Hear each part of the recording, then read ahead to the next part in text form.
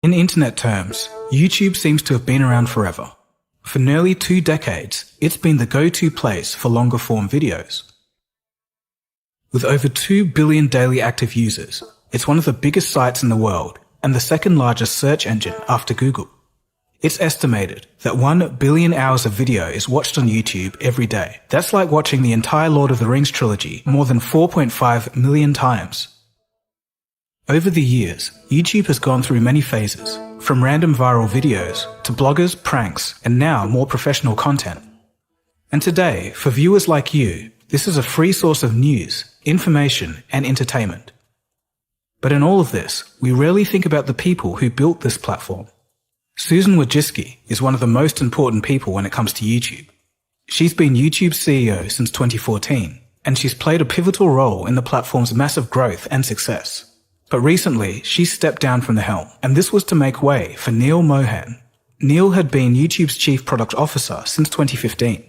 So why, as one of the most influential women in tech, did Susan Wojcicki suddenly decide to leave? What is her legacy at YouTube? And who exactly is this new CEO, Neil Mohan? Is YouTube going to take a different direction under his reign? Let's take a look. Susan Wojcicki's connection to Google predates her role as YouTube CEO. In 1998, she famously rented out her garage in Menlo Park, California, to Larry Page and Sergey Brin, the 2 co-founders of Google. She was working as a marketing manager at Intel at the time, but was very intrigued by the project from the 2 Stanford graduates. Just 1 year later, she would leave her job at Intel and join Google as their 16th employee. Wojcicki's first challenge was to find ways to generate revenue from Google's search engine without compromising the user experience.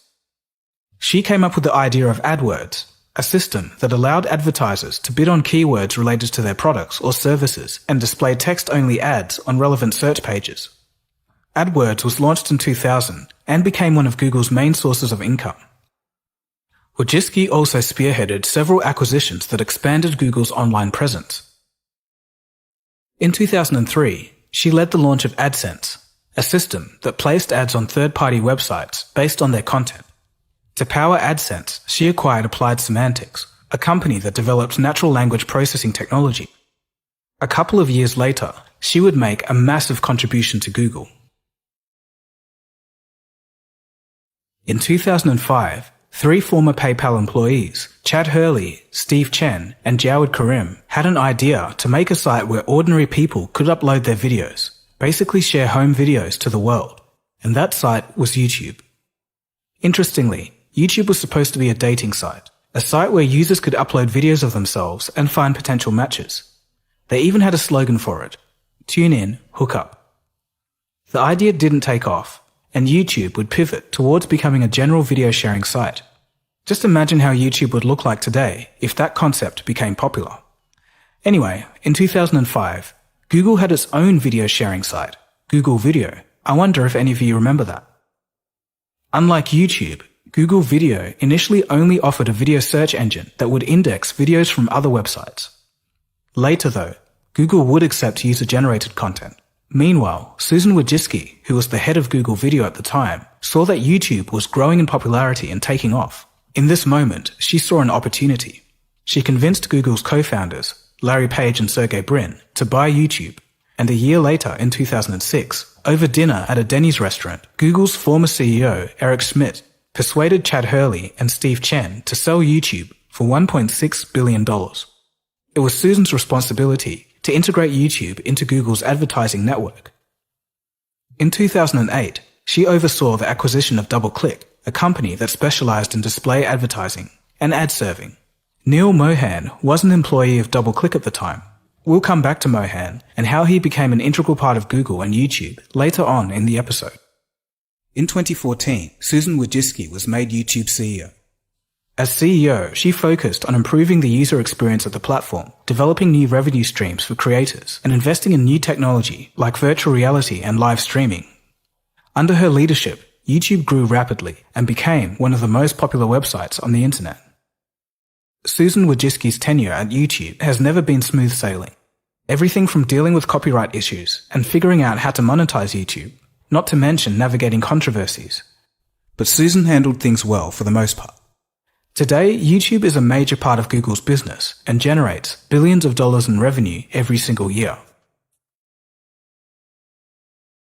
After 9 years at YouTube and more than 2 decades at Google, on February 16th, Susan Wojcicki finally stepped down from her position. In an official press release, she said that she made the decision to focus on her family, health, and personal projects. She, however, would help the new CEO, Neil Mohan, and remain in an advising role in the short term. In an open letter to staff, Wojcicki highlighted Mohan's role in helping to launch some vital YouTube products, and she expressed nothing short of praise for him. So what do we know so far about Neil Mohan? He was born in India and moved to the United States at a young age. He earned his bachelor's degree in electrical engineering from Cornell University in 1995. Later, he got his master's degree from Stanford. Neil Mohan started his professional career at Accenture, and shortly after that, he joined DoubleClick, that online advertising company that Google bought. By 2005, he was senior vice president at DoubleClick. He ultimately facilitated the sale of DoubleClick to Google for $3.1 billion in 2008. After this, he was promoted to a senior advertising position at Google. In 2011, he became Senior Vice President of Display Advertising at Google, and this would make him one of the highest-ranking executives in the company. In 2014, he became Chief Product Officer at YouTube, and during this time, he would work closely with Wojcicki. From the development and launch of YouTube Music and YouTube TV, to more recently in 2020, YouTube Shorts, which was there to compete with TikTok and Instagram Reels. Most famously, Neil is known to be a crypto-friendly executive. Last year, he hinted at possible NFT integration. Neil stated that NFTs will help creators interact and build relationships with their fans, as well as monetize their content and brand. And this worried a lot of people, seeing that the NFT bubble was full of scams and had busted already by that point.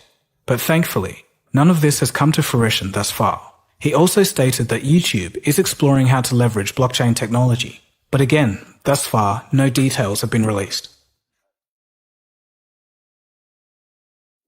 In a 2022 interview, Mohan explained that if he ever wrote a book on product management, the first chapter wouldn't be about innovation and creativity, but instead, it would concentrate on decision-making and the creation of a framework, and this framework should allow for quick and effective decisions throughout an organization. And that says a lot about his management style. In a way, it's kind of a stark contrast to the likes of Elon Musk and Mark Zuckerberg. While passion, creativity, and chaos may be the hallmarks of these leaders, Mohan's approach is all about the process. Time will ultimately tell, but for now, it seems that people within Google are happy with the change. Priscilla Lau, an Alphabet employee who collaborated with Mohan at Google, said that she trusted his product skills, his understanding of business, and the dynamic relationship with the creators.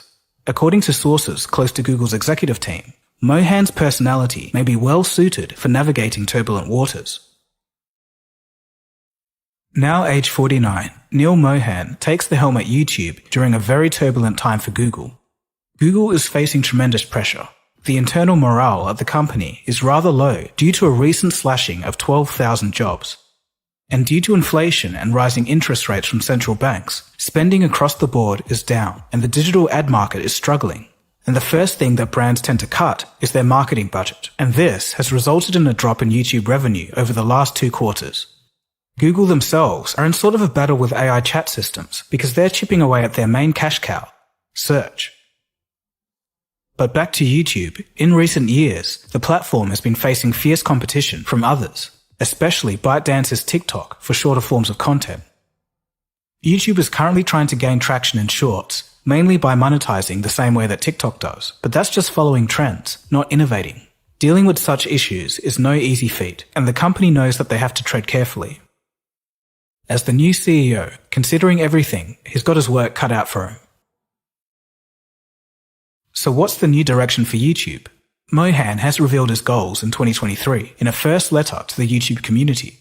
Some highlights include generative AI, from ChatGPT to DALL-E 2 and Microsoft's AI-powered search engine Bing. It's taken the world by storm, so it comes as no surprise that YouTube is going to jump on the bandwagon. Mohan stated that he's eager to explore the potential of generative AI. He believes that it's going to allow creators to elevate their potential. Quote, Creators will be able to boost their storytelling and production value from switching outfits virtually to creating a wonderful film setting with AI's generative skills. He stressed that he's going to balance this responsibility and set, quote, thoughtful guardrails for AI-generated content.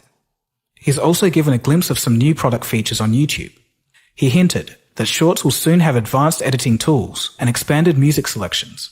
Meanwhile, sports fans can expect an expanded selection of live events on YouTube TV, and podcasting will become a major focus within YouTube Music. It appears that many new features, if not major changes, are on the way. Alright, so I'll wrap this video up with an interesting fact. Back in 2011, Twitter tried to recruit Neil Mohan to improve its product lineup, but Google made an offer of $100 million in stock options to retain him. Google probably saw the potential in him from early on, and then now he's the CEO of YouTube. While he may not be the flashy type, his emphasis on process and proven track record of leadership might just make him a solid choice to lead the company through the challenges ahead. At least that's what Google's upper management believes. So in conclusion, as a viewer or as a fellow creator, what do you think? Are you anxious to see how all of this pans out under his reign? Does Neil seem like the right person to lead such a giant company? Can YouTube reclaim its mantle as the innovator? Or will it be left behind, simply trying to keep up with the new rivals and trends?